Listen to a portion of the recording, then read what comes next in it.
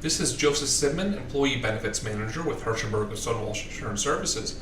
And today, we're going to be taking a look at some health insurance basics by looking at a PPO copay's summary of benefits and coverage, also known as an SBC. What does that mean, PPO? PPO means that this has a wide range of providers and has out-of-network coverage for doctors not in that network. If you compare that to an HMO plan would have a smaller base of doctors and has no out-of-network coverage, so you must use doctors that are in-network. Also, copay plans means that there are some things that are covered before you meet your deductible. What is a deductible? A deductible is your major services like hospitals, stays, surgery, and imaging like MRIs or CAT scans. Also on this front page, we can see the out-of-pocket limit.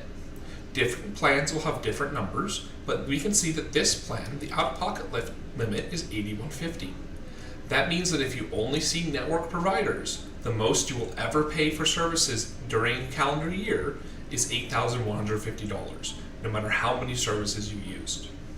We can also see where to find our list of network providers.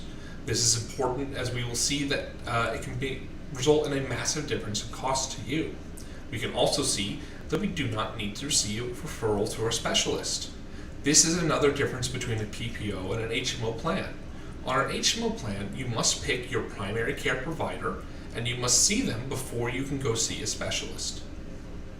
Speaking of primary care doctors and specialists, let's take a look at how this plan would cover their services. First off, your yearly checkups, your immunizations and screenings are covered at no charge, so be sure to try to go do your yearly checkups whenever you can. The primary care physician, that is your family doctors, the doctors you see to cover your general health concerns, would be $40. Specialists are doctors that cover special health issues, such as a gynecologist, podiatrist, a skin doctor. They're going to be a little bit more expensive. However, some plans, such as this one, again, reference your own summary benefits and coverage in order to determine if your plan is similar, has higher tiers of specialists. You can find who those doctors are by checking the list of network providers on your insurance's website. They may be cheaper, such as in this case is $40 versus $80. It's also very important to read the limitations, exceptions, and other important information on the right, because we can see that this plan provides free coverage for telehealth and virtual visits. Again, your plan may be different. We can also see that if you go to an in-network lab, for example, that there would be no charge. Speaking of labs, that is something that can often add to the cost of your doctor visit. Your doctor visit is not just limited to your copay. If you go to the doctor and then have a procedure, such as a biopsy or other similar procedures, you will pay more than just your copay. So if you go in and have an x-ray, you'll pay your copay, and then you'll pay towards your deductible and coinsurance. What is coinsurance? Coinsurance is the amount that you pay once the insurance starts to kick in. So once you meet your deductible, you'll pay your coinsurance, and then the insurance company will pick up the rest. So we can see here that there's a 30% coinsurance. Again, your document may be different. 30% coinsurance means that once you meet your deductible, in this case $3,500, you will only pay 30% of the cost. And then the insurance company will pick up the other 70%.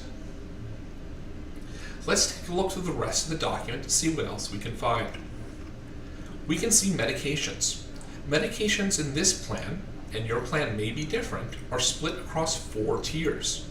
And you will pay either $15, $45, $90, or $350 for a 1-month supply of these medications. Keep in mind, sometimes your meds may be cheaper than your copay, and you will pay this lower amount.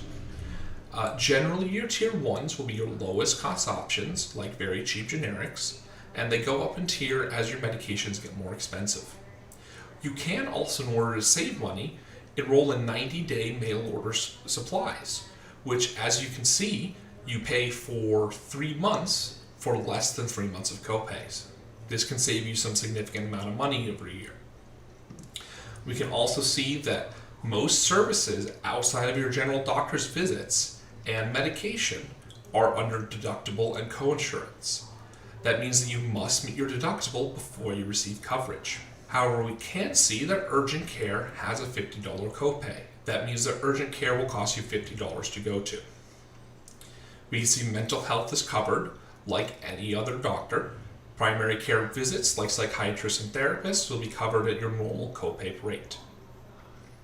Same thing with physical therapists.